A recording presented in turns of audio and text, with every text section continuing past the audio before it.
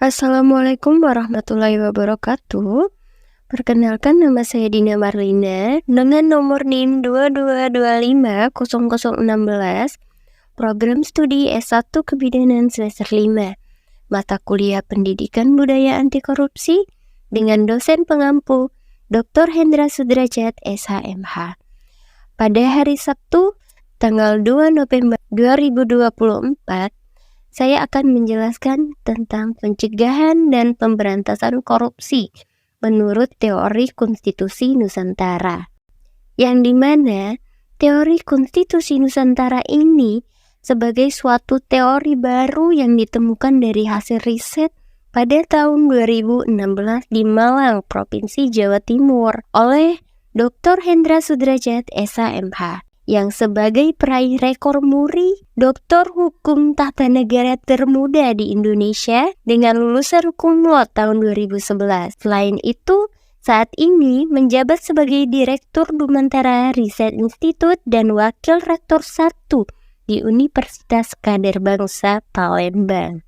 Jadi, teori konstitusi Nusantara merupakan teori yang menjelaskan mengenai konstitusi dan peraturan perundang-undangan yang berlaku di masa lalu, yakni pada masa kerajaan dan kesultanan Nusantara, dan berfungsi sebagai nilai dan keteladanan berkonstitusi dalam kehidupan berbangsa dan bernegara saat ini, termasuk untuk mencegah terjadinya korupsi yang sedang marak di Indonesia.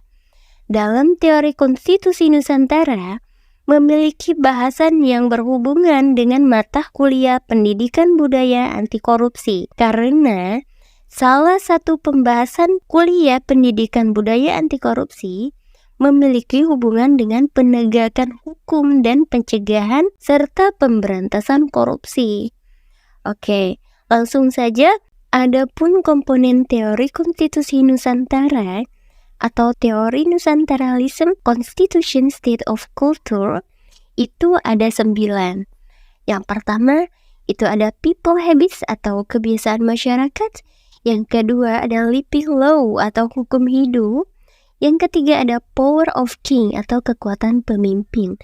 Yang keempat itu ada royal constitution atau konstitusi negara. Yang kelima itu ada archipelago territory atau kewilayahan Nusantara atau kedaulatan Nusantara. Yang keenam itu ada kingdom structure atau struktur negara. Yang ketujuh ada consensus legality atau legalitas konsensus. Yang kedelapan ada state regulation atau regulasi negara. Yang kesembilan itu ada value transformation atau transformasi nilai. Oke, mari kita bahas 9 komponen teori Nusantara ini. Yang pertama, itu ada people habits atau kebiasaan masyarakat. Jadi, pada masa kejayaan Nusantara, terdapat kehidupan masyarakat yang memiliki tradisi dan kebiasaan para pemimpin masyarakat di kala itu. Kebiasaan para pemimpin dan tokoh masyarakat sebagai suatu cerminan keteladanan dalam bermasyarakat. Keteladanan tersebut terlihat dalam perilaku, tindakan, dan diikuti oleh anggota sekelompok masyarakat yang menjadi modal terbentuknya suatu masyarakat. Sehingga di mana ada masyarakat, di situ terdapat hukum.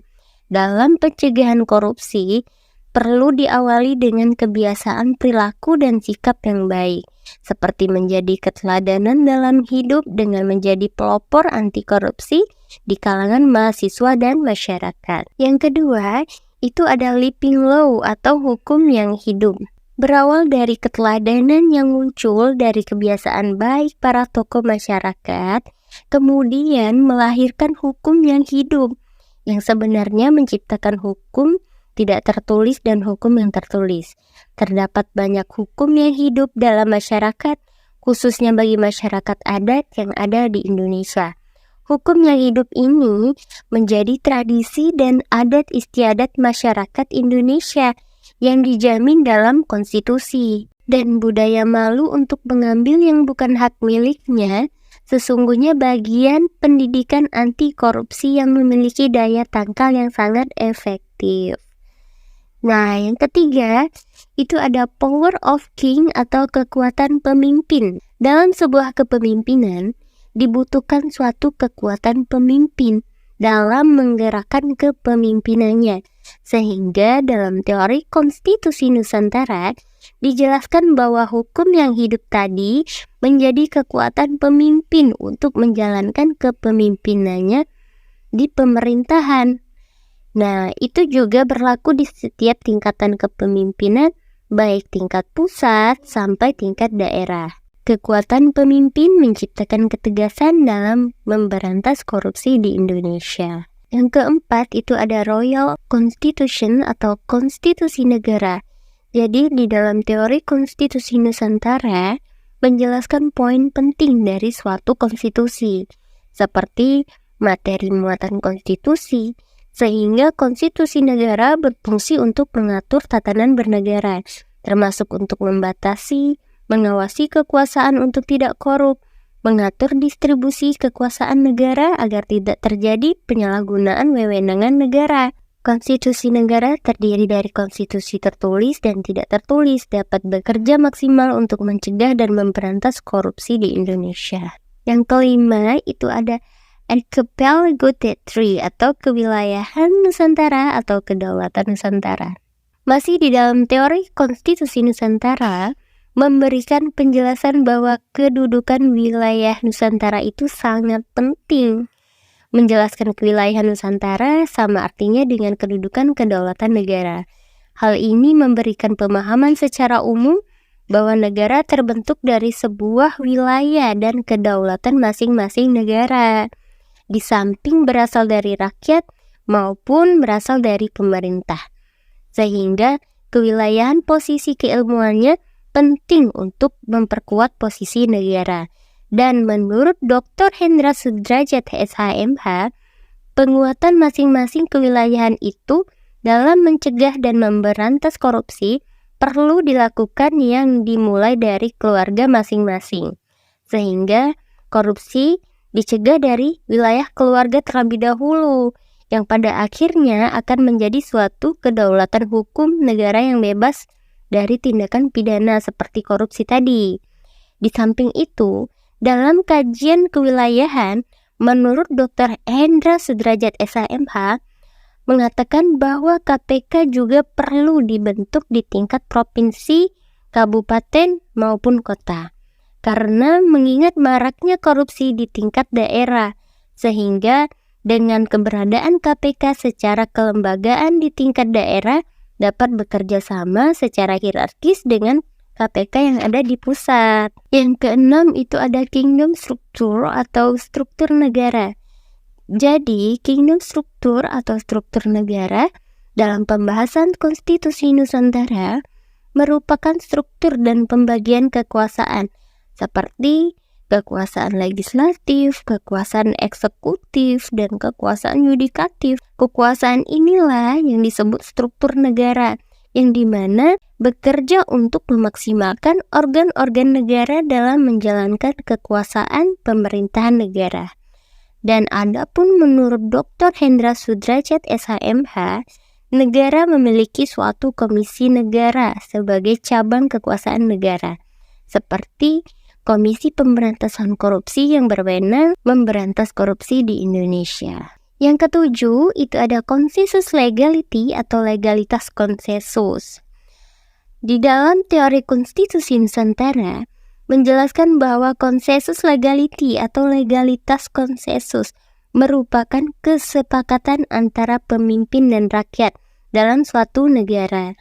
Menurut Dr. Hendra Sudrajat SHMH, bahwa konsensus legality dalam teori konstitusi Nusantara pada pemberantasan korupsi ialah membangunnya kesepakatan bersama berupa penguatan karakter, berupa integritas dan komitmen dalam memberantas korupsi.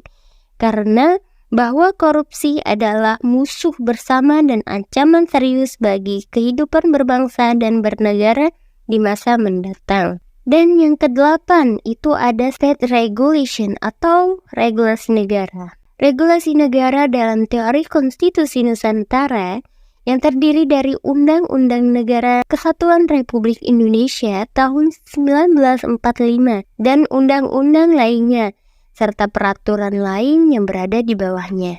Sehingga sebagai bagian dari kategori State Regulation, dalam kajian teori konstitusi Nusantara, terdapat peraturan perundang-undangan yang berhubungan dengan pemberantasan korupsi, yakni seperti Undang-Undang Republik Indonesia tentang Pengadilan Tindak Pidana Korupsi dan Undang-Undang Republik Indonesia yang mengatur tentang Komisi Pemberantasan Korupsi. Kedepan, menurut Dr. Hendra Sudrajat SHMH, dalam aspek state regulation atau regulasi negara, diperlukan peraturan daerah tentang pencegahan dan pemberantasan korupsi yang berlaku di masing-masing wilayah provinsi dan kabupaten maupun kota di Indonesia. Dan yang terakhir, ada value transformation atau transformasi nilai. Menurut Dr. Hendra Sudrajat SHMH, sebagai penemu teori konstitusi Nusantara selalu mengatakan bahwa Indonesia today and tomorrow is the reality of the archipelago in the past, yang artinya Indonesia hari ini dan esok adalah kenyataan Nusantara di masa lalu. Sehingga komponen terakhir teori konstitusi Nusantara menjelaskan tentang value transformation atau transformasi nilai konstitusi Nusantara di masa lampau yang dapat dijadikan sebagai keteladanan dalam mencegah dan memberantas korupsi di Indonesia. Undang-Undang Simbur Cahaya era Kerajaan Palembang yang ditulis oleh Ratu Sinuhun. Menurut Dr. Hendra Sudrajat SHMH, Menbahwa menyebutkan adanya perlindungan HAM di dalamnya yang secara tidak langsung melindungi hak milik orang lain dari perbuatan korupsi. Baiklah, demikian penjelasan dan pembahasan teori konstitusi Nusantara sebagai tugas mata kuliah Pendidikan Budaya Anti Korupsi. Salam 25 Nusantara menuju Nusantara unggul.